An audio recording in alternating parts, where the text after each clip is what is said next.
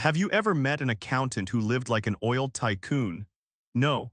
Well then, let me tell you about Sandy Jenkins, a 55-year-old guy living in Texas, working as an accountant for a bakery that mainly sells fruitcakes. Sounds harmless, right? But just a few years later, this man would steal $16 million from that same little bakery, and no one saw it coming. So what's the issue here? He was making $50,000 a year. Not bad, right? But in Sandy's head, that number felt like a slap in the face. Like, I'm an accountant, I run the financial brain of this place. I deserve way more than that. And from that exact thought, I deserve more, every tragedy began. We're talking about a middle-aged man with salt and pepper hair, wrinkled dress shirts, working in a tiny office, but living like some Wall Street baller. A brand new Lexus, gleaming Rolex watches, imported French wine, and even a custom wine cellar like something out of a Bond movie. The question is, how the hell does a guy making 50K live like that? And more importantly, how did no one notice? Spoiler alert, Sandy wasn't some evil genius. The bakery's accounting system leaked like a bucket with the bottom blown out. And over the next 9 years, Sandy would steal so much money, it would make you question the entire financial world and force you to ask, can an ordinary person really become a millionaire thief just because they feel underappreciated? So how did Sandy kick off his multi-million-dollar scheme? Not with some Hollywood-style heist. No guns, no ski masks, no hackers typing in the dark. Nope. It all started with a few $100 in petty cash. One day in 2004, Sandy noticed there was this petty cash fund, that random cash pile used for office supplies, coffee, snacks, and no one was really keeping track of it. So he just grabbed a few bills. No one noticed, no alarms, no suspicions, and in Sandy's head, sweet, let's do it again. You know what happens when a kid sticks a fork in an outlet and doesn't get shocked? They do it again, and again, and again.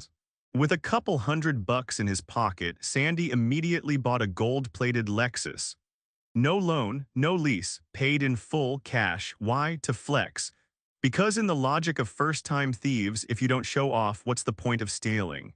His wife naturally was shocked. Where'd you get the money for this? Sandy smiled and hit her with the now legendary line. Oh, one of my accounting clients gave it to me, just a gift. And the wild part, she believed him. Now you're starting to see the problem, right? A guy making 50K a year, suddenly driving luxury cars, wearing expensive suits, living like the elite, and no one's asking serious questions. Not the company, not his friends, not even his wife. And when you realize you can steal and get away with it, what do you think? After his successful test run with petty cash and literally zero consequences, Sandy leveled up. He wasn't sneaking a few bucks anymore, he was printing money for himself. Literally. As the head accountant, Sandy had access to the company's check-writing software stuff that's supposed to pay suppliers, cover payroll. But Sandy didn't use it for that. Nope. He used it to cut checks to himself. The first one. Just a small check, $20,000. Careful, double-checked, washed clean on paper, deposited straight into his personal account. And guess what? No one noticed. So next time he did $35,000.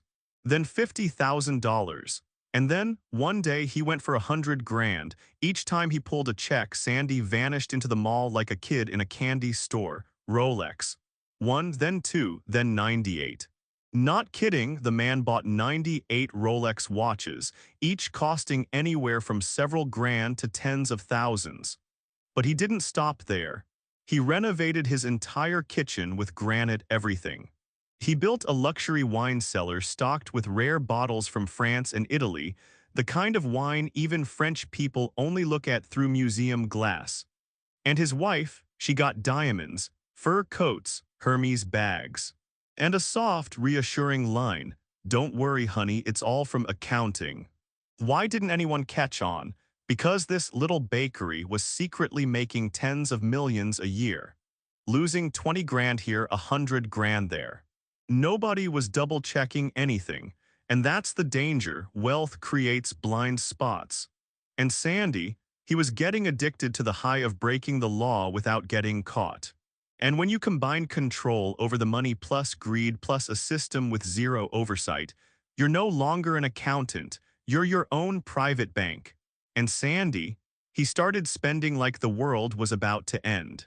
But you know what's even crazier than spending $16 million of company money? Convincing your wife to quit her job because your accountant husband just became a millionaire. Oh, yep. The wife who had a regular office job got sweet-talked by Sandy. Babe, quit your job. We don't need that paycheck anymore. From now on, just shop and enjoy life. And guess what? She actually quit. From that moment, Sandy became a sugar daddy operating at central bank level.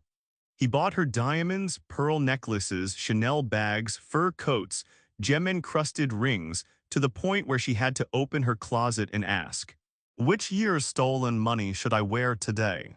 And then a tiny little question crept into her mind. "Sweetheart, is there any chance all this stuff might get us in trouble?" Sandy's answer, "Don't worry. If anyone asks, I'll just say one of my accounting clients gifted us all this." Dropped it like it was just a bouquet of flowers. Now this is where we have to pause and really ask ourselves, did she truly not know anything? Or did she just not want to know? There's a hard truth here. When a criminal's family starts living off dirty money, the line between accomplice and victim gets dangerously blurry. And with every luxury gift, every massive ring, every no-limit shopping spree, she wasn't just spending money, she was burning through the last bit of her innocence. Because in the end, when someone chooses to blindfold themselves to live in luxury, once everything crashes, there's nowhere left to hide. And spoiler, that crash is coming. But before it all comes down, Sandy and his wife still had time to fly around the US on private jets, living like moguls without having to IPO anything except fruitcakes. Be honest, how many people do you know making $50,000 a year who fly private and swap out Mercedes, Bentleys, and Porsches like changing shoes? Nobody. Because that's insane. Unless you're Sandy Jenkins. There are actual photos, by the way, Sandy and his wife smiling over champagne, flying to Napa Valley on a 6-seat private plane. Not business class, not first class. Private, like Silicon Valley CEOs. And when neighbors, friends, coworkers saw the photos, they started whispering, "Wait, isn't he just an accountant? Did he win the lotteries? Maybe he invested in Bitcoin back in 1995. But Sandy, he had answers ready for every single scenario. To one person, "Oh, I flip cars on the side, big profit." To another, "We inherited it from some family estate." And to someone else, "That plane, it's my cousin's, we just hitch a ride." Well, it's basically, yes, a brand new hire, barely out of onboarding, joined Collins Street Bakery in 2011 with a boring title like data entry and transaction tracking. A job everyone thought was dull. But she, with a squeaky office chair and a suspicious eye, did something none of the senior accountants managed to do in 9 years. She asked questions. At first, Symmetric just noticed some weird numbers. A few entries that didn't quite line up. But instead of ignoring it like everyone else, she started piecing the puzzle together. She noticed several large transactions going to an external personal account with no legitimate reason to exist. And guess who that account belonged to? You got it, Sandy Jenkins. So she brought it up to Sandy himself because he was her direct supervisor. And Sandy, without skipping a beat, pulls a name out of thin air. Oh, that's a client named Garber, totally legit. It sounded like that imaginary friend every kid made up in elementary school. But Symmetric wasn't stupid. She didn't buy the excuse. She stayed quiet. And began investigating alone. Over the next few months, she gathered every receipt, matched invoices, traced the check trails, cross-referenced bank records. And with every document she opened, another piece of Sandy's mask peeled away. Finally, she placed all her findings on the boss's desk. Within 24 hours, Sandy was fired. No thank you card, no farewell lunch, not even a goodbye fruitcake. That was the moment the bubble popped.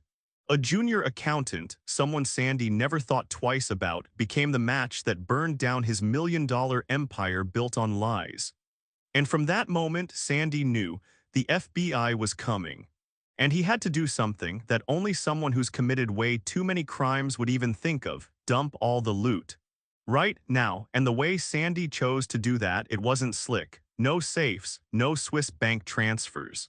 Just grocery bags, not joking. Once he realized he was caught and that the FBI was absolutely coming for him, Sandy panicked and started stuffing every Rolex, every gold bar, every diamond necklace, crocodile wallet, and his wife's designer bags into plastic Walmart sacks. If he found a cheaper bag, he used that too. Didn't matter, just as long as it held the loot. Then he filled up his trunk and drove straight to his daughter's house. No explanation, no context, just said, "Hold on to this for me. Then keep it quiet." It was like he had just robbed a bank and decided to stash the cash in the kitchen pantry. After that, Sandy and his wife vanished. No phone calls, no credit card activity, no vacation photos on Facebook. Just disappeared. As for the FBI, they didn't need long. A few weeks later, they raided Sandy's main house in Corsicana, looking for documents, laptops, financial records, shopping receipts.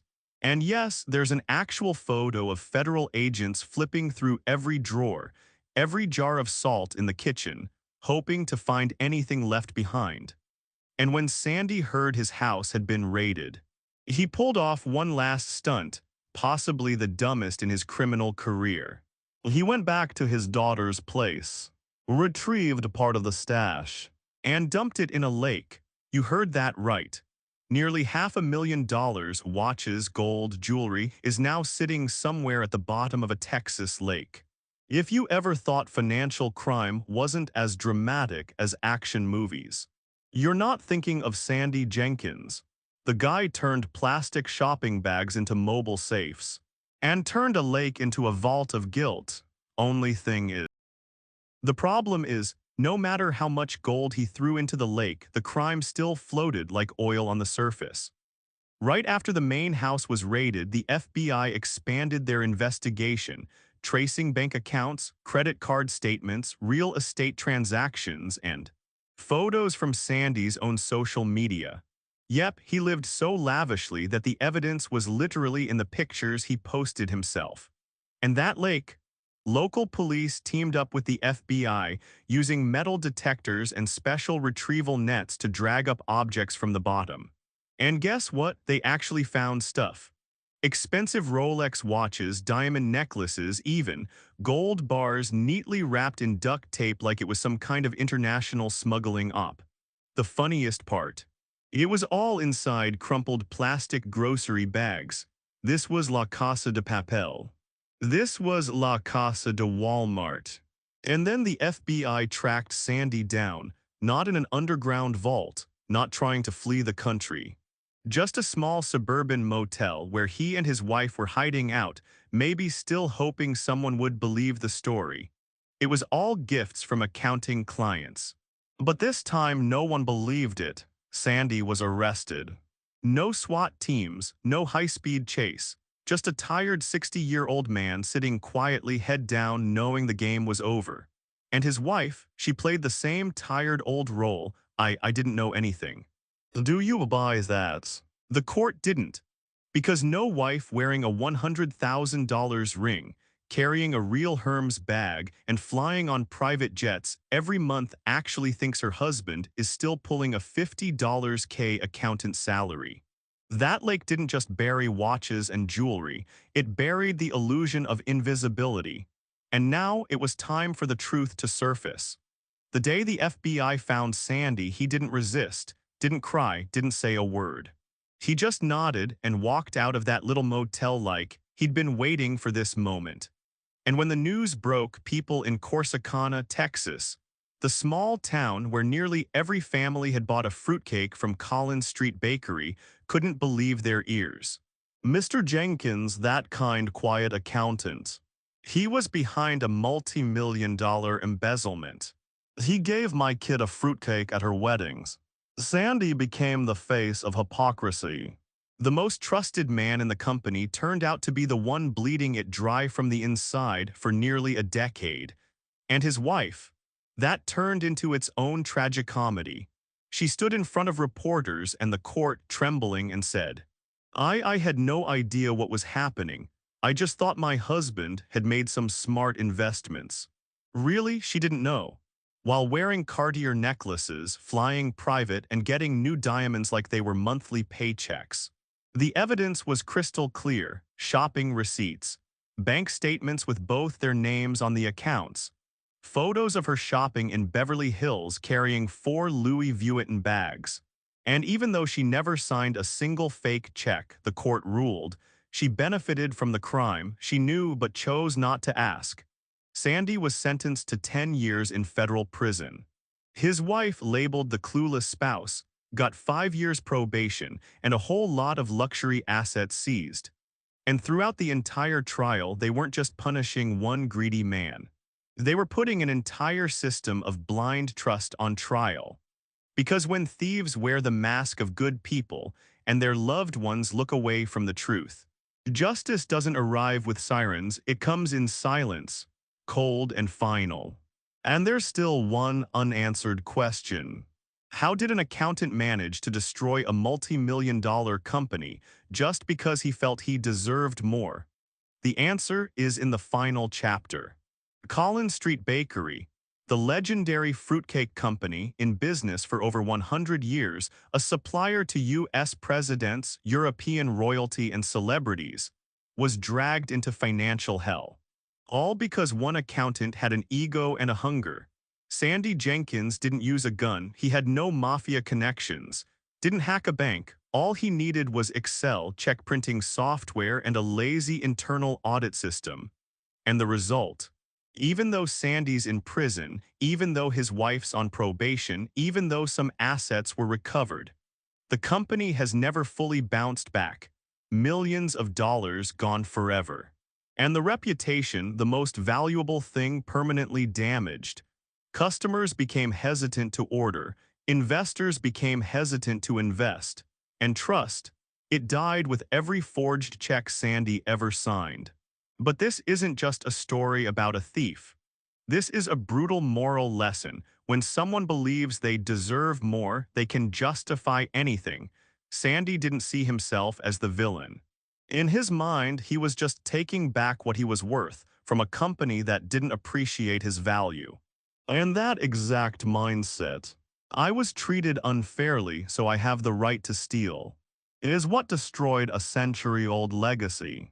And you know what the scariest part is? There are thousands of Sandys out there. They're not robbing banks. They're not kidnapping anyone. They're just sitting in accounting departments, HR offices, legal teams, quietly thinking, I deserve more.